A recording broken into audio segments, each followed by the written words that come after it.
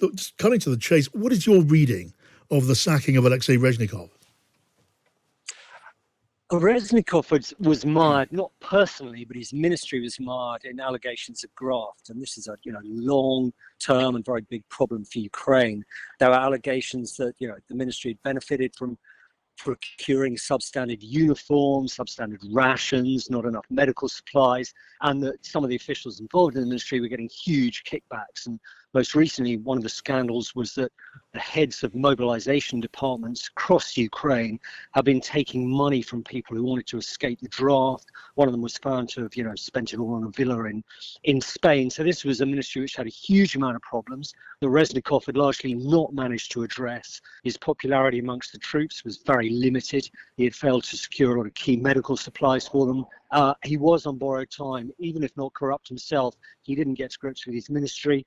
And it's obviously, ministry responsible for securing billions in donations to Ukraine from its foreign Western partners. So hugely sensitive position, and it was definitely time for an overhaul. Ukraine wants to be part of the EU, ultimately part of NATO, and in order to do that, people don't want to see its departments corrupt. So, Anthony, how deep is the problem of corruption in Ukraine? I mean, it's been suggested to be a part of the landscape there for some time. What's the truth of that? It's a huge problem. It's endemic. I mean, it's the same problem as felt by many former Soviet republics, but it's something that Ukraine has sought to grapple with, for years and years, and something which has precluded its earlier attempts to join the EU. I mean, there's a corruption bar that has to be addressed first. When it has made, President Zelensky is making serious efforts to address it, as we've seen now with Reznikov being dismissed. But, it's a big problem. It's very prevalent. And when you've got people in charge of, mobilization efforts who are ending up instead buying villas in Spain, I mean, it's quite a manifestation of how bad it can be. Yeah, I mean, we know that corruption has seriously impeded Russia's military capability. Has anything, comparable happened in the case of Ukraine? Has it hobbled the Ukrainian response to the invasion?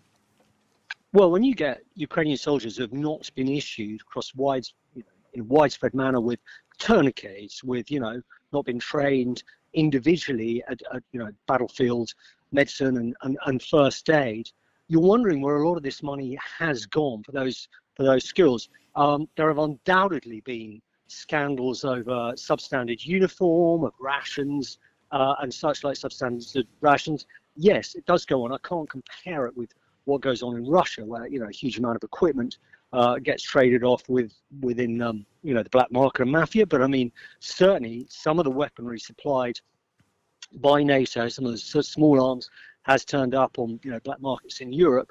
So it's difficult to compare scales, but it is an issue. And I wonder, is it serious enough to be an impediment to Ukraine's vital effort to raise money from friends overseas? Is it something which comes up in conversation when Ukraine is looking for resources? It's certainly something which comes up in conversation. It's very unlikely that President Zelensky thought himself to get rid of Reznikov. I mean, it's someone who's, it's a prime figure at the Ministry of Defence, involved with Western funding and weapons. It's quite clear that some of those donors would have been unhappy with the state of Ukraine's Ministry of Defence.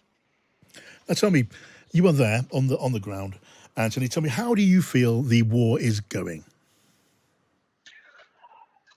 It's at a fulcrum point, but that said, it's very difficult to read the counteroffensive, of Ukraine's counteroffensive to recapture key areas of territory back from Russia ahead of autumn at this particular moment. I think far too many people are saying either that the counteroffensive is somehow working in ways that aren't necessarily borne by evidence on the ground, or that it's destined to fail. The fact of the matter is that Ukraine's done something.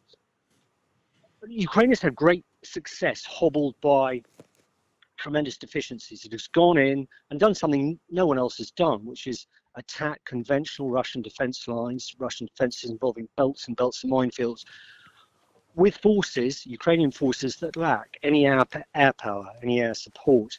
Now, it's taken Ukrainians, therefore, a long time to breach the first Russian line of defense, which was something they achieved about 10 days ago. There are two subsequent lines of defense. The aim of the Ukrainian counteroffensive is to either impede or seize the decisive ground, which is the land corridor to Crimea. What is clear is that although they've managed to breach the first Russian line, if you look at the timescale, the imminence of October rains, Ukraine is very unlikely to be able to recapture really decisive ground that could secure its war aims to the next stage ahead of autumn. So really what we're seeing is, yes, Ukraine has done well with really severe limitations, but everyone's got to get their heads around the fact that this war is going to go on for a very long time.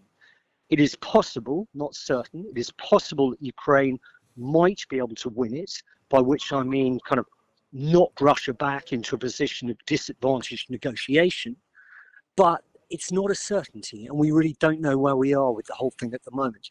It's cost them a huge amount of lives, Ukraine a huge amount of lives, an awful lot of equipment to get where they are. They captured a key settlement, it's only a village called Robotyne, which straddled Russia's first line of defences. Now that's a success, but on the other hand, Robotyne is only 8 miles south of the start line of the counteroffensive, which began in June. There's another 55 miles to go to the Sea of Azov coast. So the timescale of this thing, I think, of this conflict, there is no end in sight. There's no current negotiations in sight. And I think if Western powers want Ukraine to succeed, they should stop looking at whether this is possible or not this year and think perhaps a year or even 2 years hence. That will require a lot of support, a lot of financial support, and a lot of support of munitions and equipment